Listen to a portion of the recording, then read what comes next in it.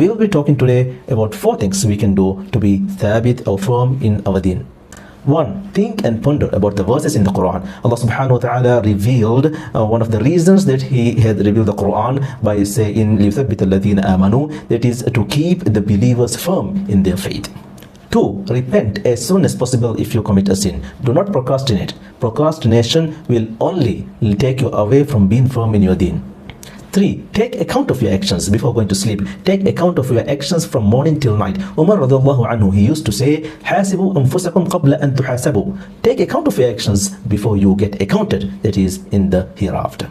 4. And the final point is to supplicate, make dua to Allah subhanahu wa ta'ala as frequently as possible to keep you firm in your deen. As our Prophet sallallahu alaihi wasallam frequently used to say, and he is our Prophet, Ya muqallib al-qulub, O changers of the hearts, thabbit qalbi ala deenik. Keep my heart firm in your religion.